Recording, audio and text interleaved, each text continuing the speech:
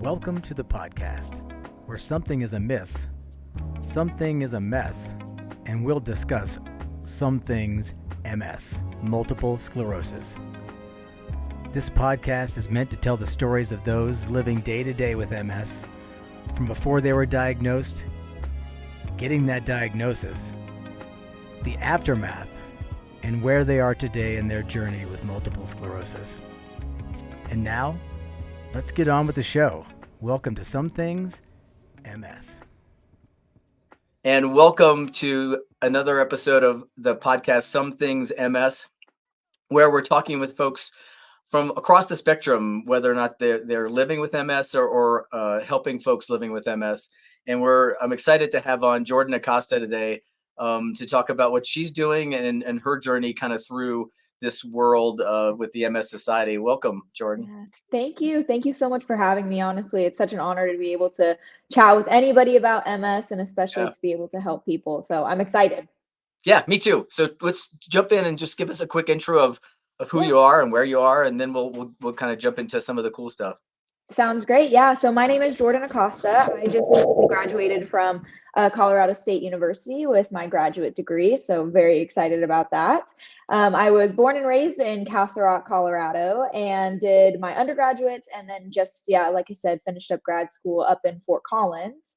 And now I'm actually in Tennessee, kind of had a big little life move, never lived anywhere besides Colorado. So it's really nice to kind of change the pace a little bit. And, Tennessee is also very beautiful. So yeah, that's kind of what I'm doing right now and enjoying it. It is. Where in Tennessee? I'm in Chattanooga. Okay. Yeah. So it's honestly, it kind of feels like a little bit of Colorado just with like their mountains. We can't call them, from Colorado, you can't call them mountains, but I grew up in Virginia and when I go back to the mountains, it's kind of, not even a foothill for me, but it's cool. They're mounds, but no, it is, Chattanooga is very, very gorgeous. I would suggest anybody going to go visit. It's a really cool place. So that's the Smoky Mountains, right? Yes, I believe so. And honestly, they just have some beautiful some rivers and of course the Tennessee River. And so it is a little bit of a change of pace from Colorado. But again, I think if you're able to travel and live anywhere for a year or two, take advantage of it. Yeah, it's always. I've driven from Colorado to Virginia a couple of times. I grew up in Virginia, so I love coming across that. If you drive, kind of the southern route. You drive and you go over the Smoky Mountains through Kentucky and you don't get quite as deep as Tennessee, but you still see, it's all kind of the same countryside there. It's just, rolling hills and those mountains, Absolutely. Even though they're smaller than Rockies, they're beautiful. I know. They call them mountains here and I'm like, they're mountains. We'll roll with it. Yeah. So let's talk a little bit about we'll step back, just talk a little bit about your time at CSU because it's funny. It took me a minute because I got introduced to you again through Crystal at the MS Society. She's like, "Oh, here's some people you might want to talk to." Yeah. And so I started reaching out, and it was like 3 communications in, I realized that we met at CSU at a bike ride. Yeah. You were recruiting folks for studies, and I actually did a study with you at CSU and Andrew. So talk a little bit about your time at CSU and what you were doing there, and how that impacted you. Absolutely. Yeah. So after undergraduate, I honestly didn't really know what I wanted to do. I knew that I had such an incredible passion for neuroscience, and that kind of stemmed with just a lot of the incredible classes that I was able to take and, some personal, journeys that we'll kind of talk through and everything. But I know a lot of people that had multiple sclerosis or, spinal muscular atrophy, like all of these really difficult and very complex neurological disorders. So I had such a passion for it, but I truly didn't know what I wanted to do. I didn't know, do I go to med school? Do I do, what kind of route? And I'm so grateful for Dr. Brett Fling, who is the director of our lab of this sensory motor neuroimaging lab, because he reached out to me. He was actually one of my professors in undergraduate, and he reached out and he was just like, what are your thoughts? This might be a great fit for you. We have this incredible graduate program working within his lab, and then being able to do my own research for these neurological disorders. And so honestly, it was just kind of a no-brainer to me at Yeah. that point that I wanted to, it's such a deep passion of mine to be able to, do that and advance the research that is already ongoing with MS. So during graduate school, I was able to conduct my own research, which I'm so grateful that you were, willing to be a part of. And I was really looking at kind of the communication between the two sides of the hemisphere within people with multiple sclerosis and seeing if there were any kind of like correlations with biomarkers that we were looking at when then we look at their gait asymmetries and seeing if, I'm sure you remember we put you on a funky treadmill. It was a I know. I split love that. belt I'm gonna get one treadmill. of those for my house. I love that Yeah. treadmill. Yes, it was honestly the study was so cool with so many different facets. Whether it was, we used transcranial magnetic stimulation on the brain, which is it's non-invasive, it's not painful, but it's just a really good way to see kind of brain connectivity. And so we were able to use that, and then we paired it with, this neurorehabilitation side, which is really where, the bulk of my study, was lying upon is this neuro rehab of how can we get individuals who maybe have lost some kind of impairment due to multiple sclerosis from their walking abilities. How could we maybe, subsequent that with like training? How could we put them on, a split belt treadmill where one you can control each belt independently so you can speed up the leg that may be more affected, and could that be a good way to have a little bit more of that neuro rehab? So my study was able to kind of marry those two ideas of neurophysiology with neurorehabilitation, and we really found some really cool results just within the participants that we were able to look at. So it was such a cool experience, and I know that the lab is still doing remarkable work. And that's Yeah. kind of a plug for anybody who is wanting to, get into research, whether you want to be a participant or, just really looking at what the research is telling us. I think there's so many great things that we're all able to learn from the many, many advancements that the MS field is taking right now. Yeah, and I'll just a couple of things. Number one, if there's any like trepidation, the folks I've done a couple of these now, and I'm lined up to do another one this time at Nice. CU.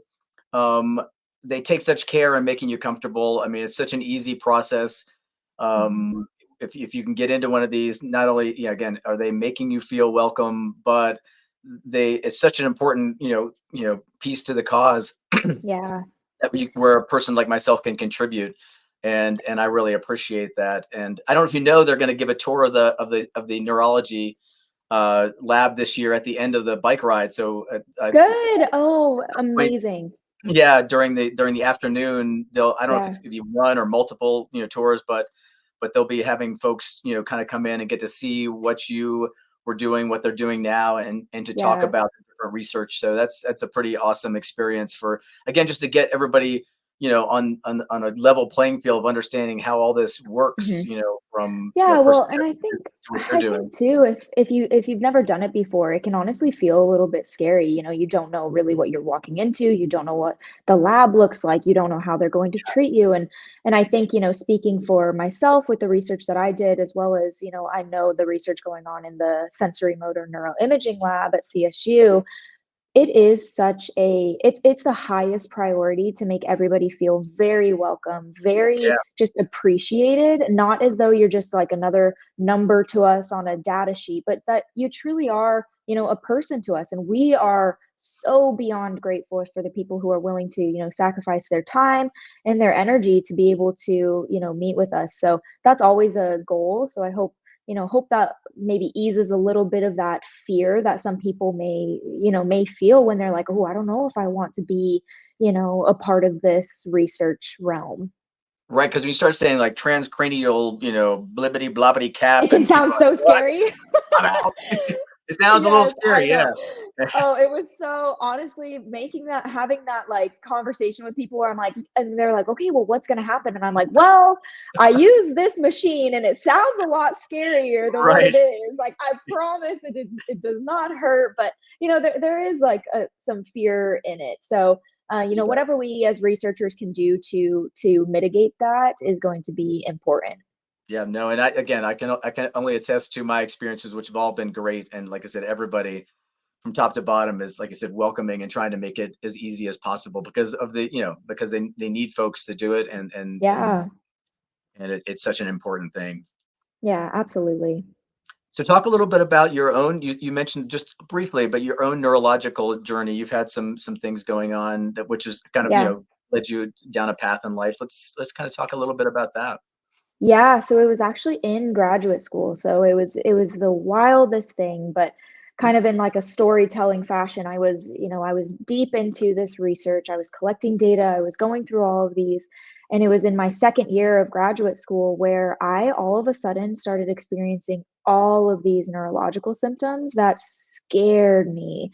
I would wake up in the middle of the night and not be able to feel my legs. Like I would have such neuropathic pain that just feels like pins and needles all throughout your legs, and it would almost spread like that glove and sock kind of Hmm. foundation that maybe people have heard about, of where it would like start at my feet and then all of a sudden my hands, and like it just felt like almost like getting like drowned in quicksand as it was like spreading all throughout my body.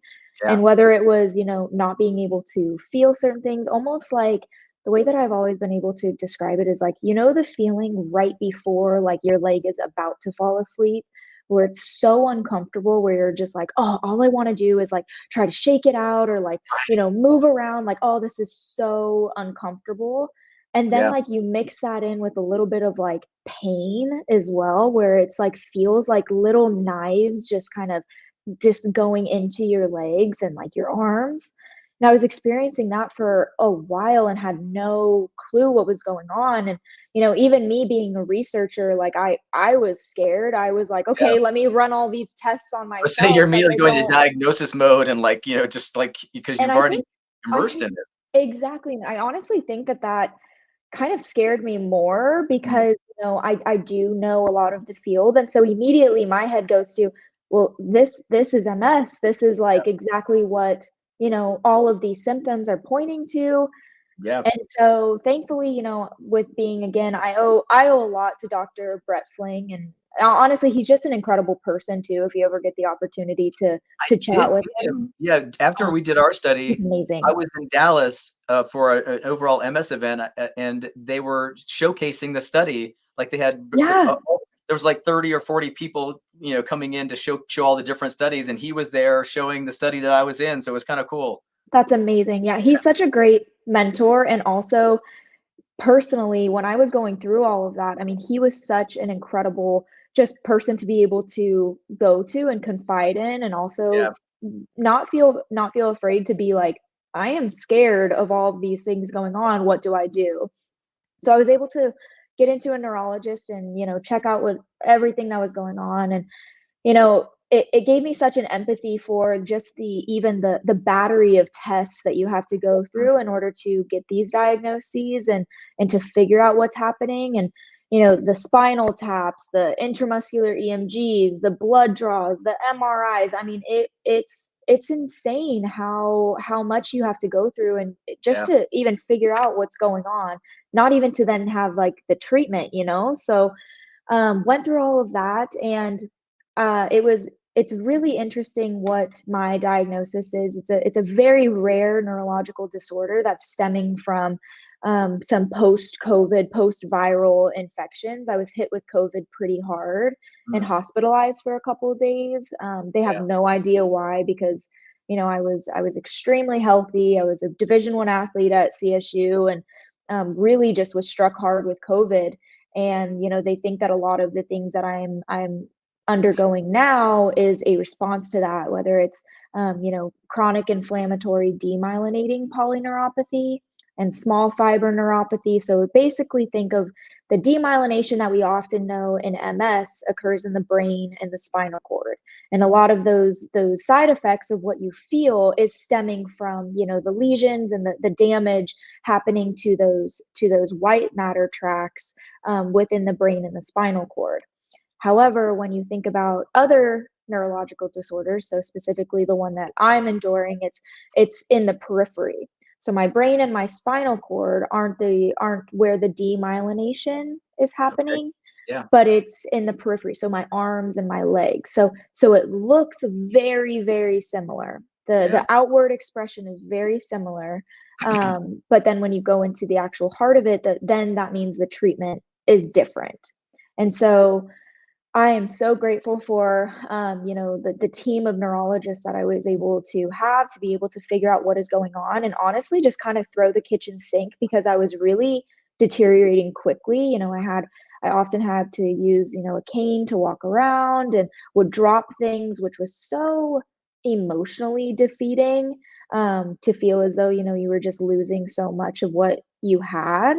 Yeah. And, they threw the kitchen sink for being able to do a lot of treatment wise. So my treatment was every 15 days getting immunotherapy infusions, which that again in itself gave me such empathy for, what that feels like and what truly you have to go through during infusion days. And a lot of infusions are different. Some, are 30 minutes, an hour. Mine currently is about 4 hours long. And so it's an ordeal. It's like a whole day event, even the Yeah. side effects after treatment. So that gave me such empathy again for the people that I was still working with, because again, I was in graduate school. I was still wanting to do my research, still really trying hard to produce high quality work, and then still having to then have an outside life that was like, man, I can really relate to every individual that is coming to sit in my chair, because when they talk about fatigue, when they talk about neuropathic pain, when they talk about being on gabapentin all day long, it's like, I get it. And like we were able to have some very, very raw conversations that honestly, without like me going through, I don't think that I would have had again that empathy of being able to truly say like, I can't, again, I can't be exactly where your feet are, but like we can at least like relate in this way that is very different. And I Yeah. think very, very unique, because there's not many people who are, who can understand in a way different way than just reading the articles, reading so much, and again still having such compassion. But when you're able to like feel all of those things, and you're able to understand what it is like to feel those day in and day out, it creates a different, for me, urge to help, as well as a different kind of heart to sit with people in a relational way. So Yeah. currently, I'm still on the immunotherapy treatment, hoping that, again, hoping for that cure one day, hoping for the understanding of truly what COVID has done for, the neuro side of things, and figuring Yeah. out treatment for that. I get my immunotherapies now every 3 weeks, so trying to space out a little bit more, but just kind of coming full circle of just really wanting to help people and wanting to be I think I'm in a very unique opportunity now to be able to help in a way that, again, I don't think that a lot of people can, of knowing the science so well and having such a passion for just neuro, but then also having the side of, very compassionate, because, I can sit with people and say like, yeah, I get it. And also like, for me, on infusion days, this actually helped, and this helped Yeah. with this. So it's a really, really unique way to see something that I think could have made me feel very defeated and very, heartbroken and hopeless. But now it makes me feel like, wow, this is actually something that I can thrive even more upon. Yeah, no, that perspective is immense. I mean, you going back just a little bit, your description of the feeling in your hands and your feet is something that I've tried to describe a number of times, and I've Yeah. used similar, but something about the way you put that was striking, and Mhm. it hit home. And that's it's exactly the Yeah. way I feel. And it's hard to explain to a person, and like you said, you would have known, prior to this, your own journey would have been, textbook explanation, Yes. or a kind of a regurgitated explanation from hearing from other folks, Mhm. but being able to take that and also layer your own experience in, just, makes it that much fuller. And Yeah. like you said, your ability to understand and kind of deepens your ability to help. Yeah, absolutely. And I think there is like there is this, disconnect that that can often happen with whether it's researchers or doctors where, you see so many things in the textbook. You can read so many where you're so good at knowing what to say or how to describe it. But in order to then like pair it with, again, how you said, like being able to feel it, you're able to describe it in such a different way because it's something that you are experiencing. It's not just something that you're reading, it's something that you're going through. And I think, what I've tried to do all of my just research career is being able to describe very complex science in a way that can be understood by a variety of different audiences. And now it's almost like, okay, well, how can I be able to describe this to individuals that may not get it? I think that that would Yeah. help, researchers be able to understand better. It would be able to help doctors. It would be able to help even myself when now, I work with clients of being able to describe like, hey, yeah, like, is this maybe what you're feeling? Like, if you don't maybe, or if you're not really in touch with this kind of side, well, can you think about like, do you feel, the slipping of your hands? Do you feel the little step within your gait where it's like where you're walking and it's almost feeling like, oh man, like my feet can't catch up with me. Like I'm trying to send these signals for my feet to move, but it's like slow. Like, do you feel that? So trying to be able to describe it in an eloquent way that people are like, oh, light bulb, like, oh yeah, like I do feel that. That is what I'm experiencing, and not just that overwhelming sense of so much is happening, so much is being lost. I don't know what's going on. And it's that almost like over stress response because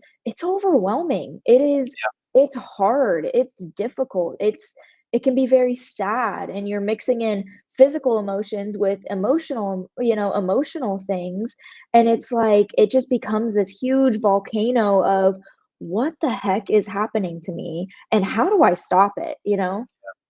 And it's still amazing to me. I mean, I'm in a number of different groups, around MS, and people coming in, fresh every day with that same feeling Yeah. of, I just got my diagnosis. I don't know what to do. Yeah.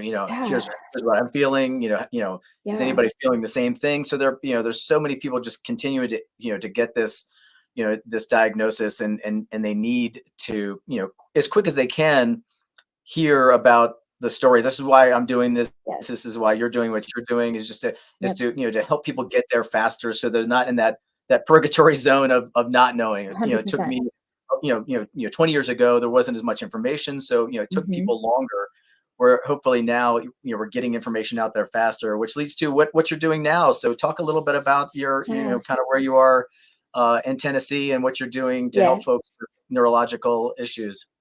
Yeah, so right after graduate school, I had the honor of being able to work with the Brain Health Center of the Rockies.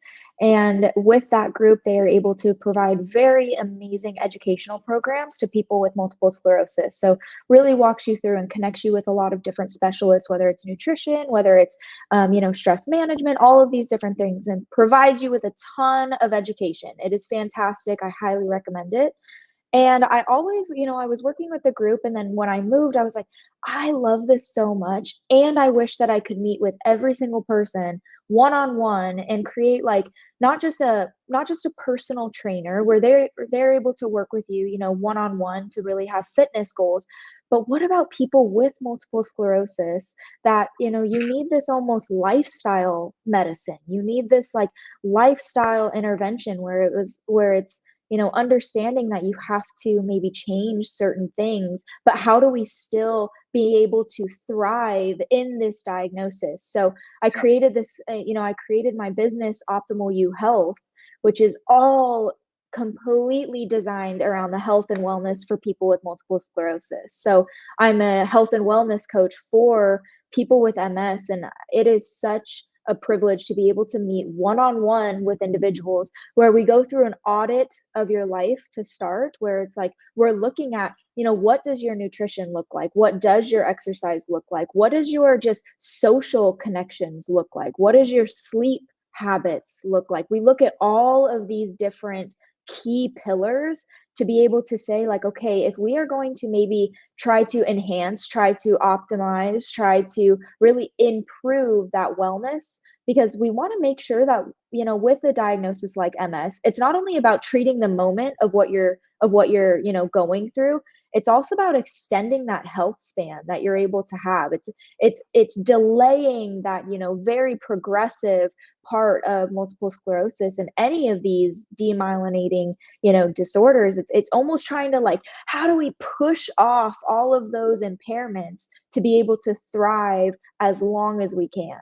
And so there's so much research going on in the field of all of this lifestyle medicine and these multidisciplinary approaches to health that I wanted to implement. I want to meet with people one on one. I want to, make it very individualized for the person, because, one of my pet peeves is I was looking at, other health and wellness, coaches, or whether it's even just nutrition guides or anything like that. And a lot of the noise in the media is a lot of people, them for their self, like they thrived in a certain way of doing a program, and they're pushing that program, that one program, towards a lot of people.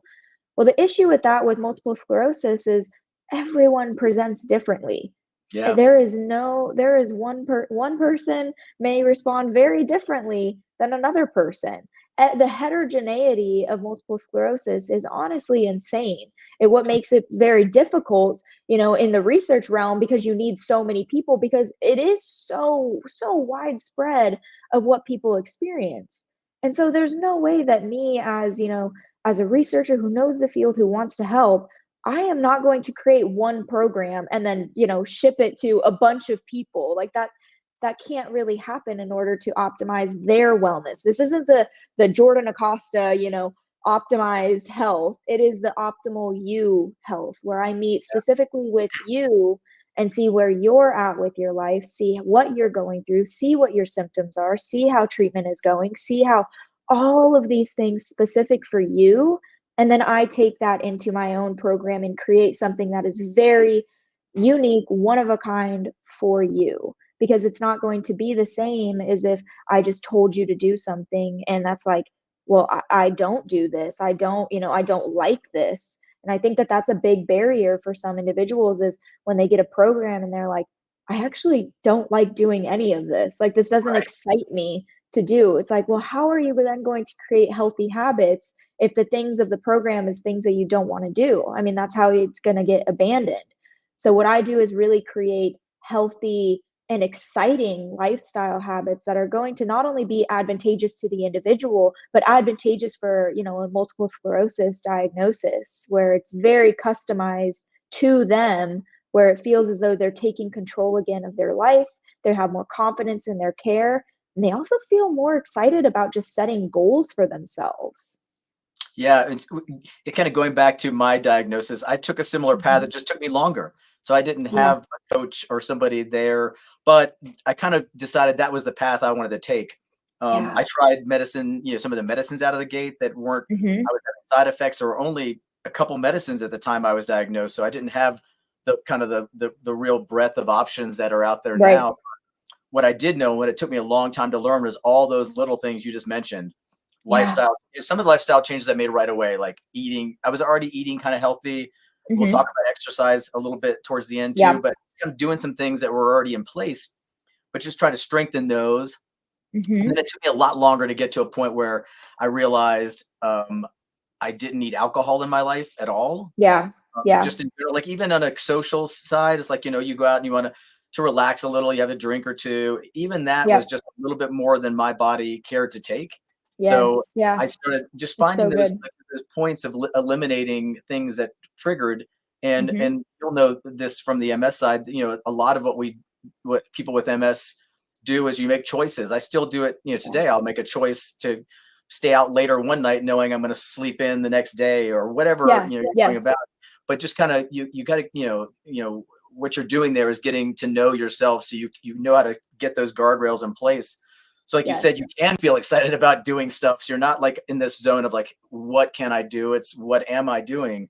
um you know Absolutely. when you get this diagnosis, so getting there, the faster you can get there, the better, is all I'm saying, because it took me Yeah. you know, decade, over the decades now, this is when I was, it's been 20 years since I was diagnosed. And it's Yeah. taken me, up to year 20 to really be at a fine-tuned point where I feel like, what, I understand my sleep. I understand, Yeah. trigger, and knowing all these things that are important, to keep myself being able to motivate and do everything I want to do. Because I'm a Yeah. super hyper energetic person who likes to do Exactly. everything, and I don't want Right. to. I don't want to give it up. So I've got to, it took me a while to figure it out. Well, and I But think that happy to that's go back. fantastic. And, the effort and the energy and, just that dedication that you put towards yourself is honestly inspiring. And I think, that's really the heartbeat of why I created this online, health and wellness program for people is because, I want to be able to help people reach that point, quicker than 20 years. And, Yeah. that's what's hard about when people aren't really, I mean, there's not a lot of people doing this to be able to help people in the sense of, specific for multiple sclerosis because that is where my expertise is. And then also being able to reflect on things because I do have that side that has that empathy, that is going through it, where the things that I'm telling people to do, I have taken very seriously in my own life, where it's not so much of just being on a program where it's like, okay, I need to do this and this and this, and everything is so rigorous. It's about, okay, this is my life. And so, how do I make it something very enjoyable where, yeah, if I want to, be out with friends and I myself am sober, I don't have, any alcohol as well. But if it's more about like if we're staying out late because, it's a social gathering, well, I know that I need to then prioritize my sleep as well. It's like all about this like give and take because Yep. life can't be so black and white. It has to live in this gray zone where it's like, okay, if I give a little bit here, how could I maybe do some stress management? If my work is really, really stressing me out, how do I compensate for that? Okay, if I didn't get really great sleep, how is my workout going to be? It's like it's all of these things because everything works together.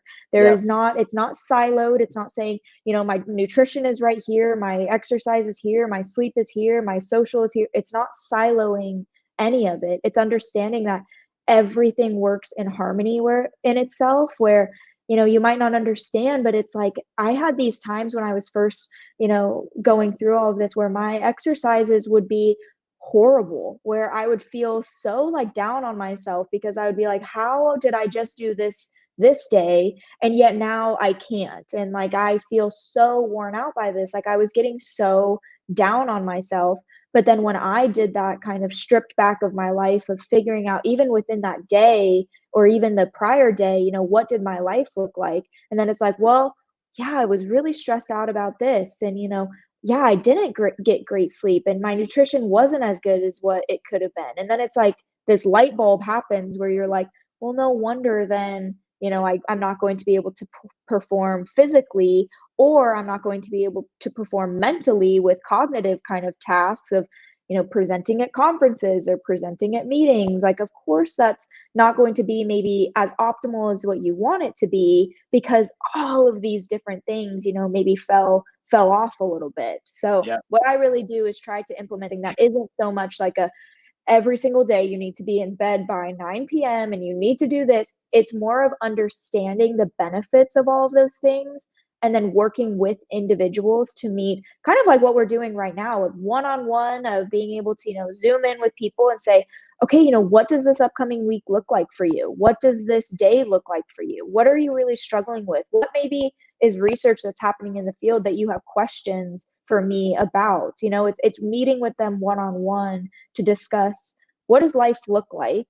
How do we maybe change some things for that lifestyle, intervention to help, but Yeah. really also being a companion for people who are, maybe just diagnosed, maybe they have been diagnosed and they're still struggling, or maybe they're just really thriving and they're like, okay, now how do I set very healthy goals? Like, what if I want to run a half marathon? What if I want to, lose however much weight? What if I want to learn how to have brain health with my nutrition? What if, there's so many goals that I think I never want anybody with multiple sclerosis to feel as though they can't set goals for themselves because it's going to be unique for you. And I am just honored to be able to help anybody that I can. Yeah, the uniqueness is important for people to understand. It is definitely everybody's got their own path and journey. Yeah. You mentioned earlier, I never try to impose my what works for me may not work for anybody else. Nope. I just try to share a story. The Yep. two things I always think about in this realm are intention and grace. Mm, I I love move that. through my days with intention. I'm not trying to plan every minute, but I love the intention that I've added to Yes. my daily life. Like you said, knowing, oh, I'm going to stay out a little later, or maybe I do have a cocktail, or a Hmm. glass of wine. I'm not opposed, but I know with intention what I can expect now, Yeah. and I have grace, and so intention and grace. So I have grace for myself when I make those choices. I'm Yeah. not gonna, when I wake up the next day, I used to say to myself sometimes, why is my arm tingling? Like I don't already Yeah. know, but Yeah. just natural reaction, and Right. it's just like I know now. It's like if I stay out late or have a drink or go outside of these guardrails, which I know where I am, that I also Hmm. understand that I have grace for myself. I've made those choices, and that's an Right. intentional choice, and I'm okay with the result because I wanted to do something or I wanted to be a part of something, kind of knowing the outcome, and that again, Right. that's has helped me. Not get in those stressful moments of, oh, like, why did I do this? It's like, no, I Right. made a choice, and I knew the outcome. I'm going to be cool with it. Yeah. Yeah. And I think what's important is like when we do know kind of the foundation of what life should look like or what it should look like in order to be able to, again, be advantageous for, a diagnosis of multiple sclerosis. So, how do we again extend that health span? If we know, if we have those foundations, then that becomes the intention. That becomes like this is what I'm fighting for. This is what the goals are. This is truly what I want to adopt into my life. And then I love that piece of grace because you're not going to be perfect, and like Yeah, I don't want anybody to ever feel as though perfection is the standard, because you're going to it's going to be hard. And honestly, truth be told too, you can do every single thing right, and you can still maybe have that tingling at the end of the day. You could yep, still maybe have that brain fog from time to time. Like, even if you are to a T, life is chaotic. You're not going to be able to exactly tell your brain, hey, don't feel this, or hey, don't stop doing this. So it's really about, again, I love those two facets that you have of the intention is to be very, very strong and very, very steady, very and very consistent. Consistency, I think, is the absolute key, whether it comes to, I mean, really any of those pillars of health. And yeah, so having that as your intention, but like you said, I mean, you're not going to be perfect. So giving yourself grace to know that, you're still doing an incredible job, because going back to it, like any kind of neurological disorder, I mean, it's hard. And so yeah, having the grace for yourself to just like, I remember still, like, sometimes, especially when my infusions kind of wear off at the tail end, I'll like start maybe dropping things again. And mm, again, like my immediate reaction is just like, oh, like, what the heck? Like, I'm yeah, so mad. And I like almost blame myself.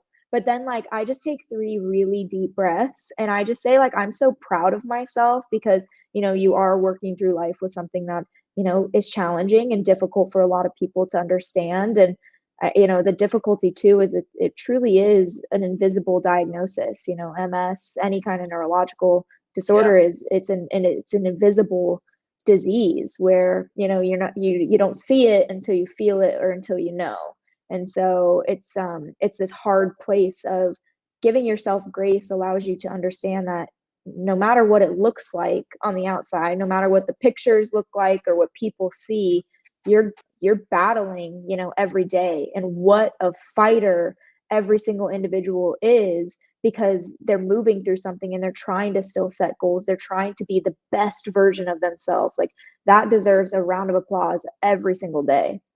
you bet. Yeah, it's a great way to end this. I think that's just sums it up perfectly, because Yeah. the fact that this is an invisible disease, like you said, people are, and sometimes you're at a level where you always have symptoms. Sometimes, early Hmm. on, I would have symptoms and then nothing for months, and I would question whether or not I had anything. And Exactly. so, being able to kind of operate at a normal level, almost, whatever you consider, like you said, normal, um, Hmm. and to all of a sudden have something hit where it was like, oh, Yeah. yep, nope, I've got this. Yeah. Um, Yeah. and even then, it might have to be still be visible to a person just seeing you on the street. that it creates a different layer, of complexity to your emotional side. Absolutely.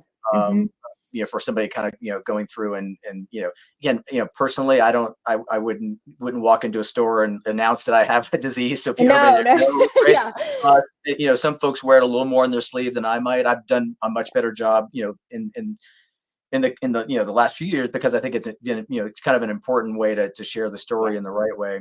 But yeah, no, I think it's awesome what you're doing. I think this is Thank you. again, it took me 20 years, if people can get there faster, with Yeah. somebody who knows what they're talking about, who's not just from a, scientific side, but also from a Yes. personal side, seems like a great way to go about it. And I'll make sure that when I release this, that we'll have information on how they'll reach you. It's all Perfect. over Yeah. Zoom. Do you do anything in person ever? Like Everything is online. Yep. yeah, So I'm able to help kind of anyone, anywhere. yeah, awesome. And so I was gonna say, but you can't meet up like a meetup at Dolly World. Have you been to Dolly World yet? I actually haven't, but I've heard Yeah, that it's fantastic. So that's on yeah. the list of things that I need to do I while haven't I'm in either. I Tennessee. actually want to hit Dolly World too. Yeah, I've driven out, like I said, all the way through there, but never been. And it looks like a cool place. I mean, she's just a cool, Oh cool yeah. lady. I'd love to go visit her world. I feel like again, it's like a bucket list of Tennessee. I kind of Yeah, have created that of like while I'm here, like I need to check off everything. yeah, So all the things. that's Yep. definitely on the list. Anything else before we close out? Like I said, this has been a great episode. Yeah. Interesting, because I've got another. I'm doing like a multiple release this week to kind of coincide with Sweet. Bike MS here in Colorado, Yeah. coming up, and just interviewed a gentleman who has MS, who rides in Bike MS Colorado, and his infusion nurse. So a little bit about Oh, the infusion nice. process, kind of very Yes. directly. So you're just kind of your experience in that will be a nice add on to kind of what we talked about there as well. So Yeah. yeah, anything else before Yeah. we leave?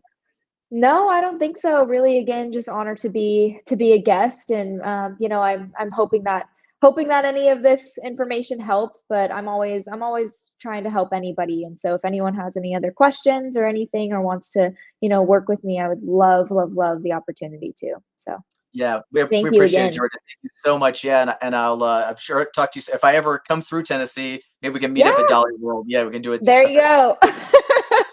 All right. Take care, and thank you so much. Yeah, take care.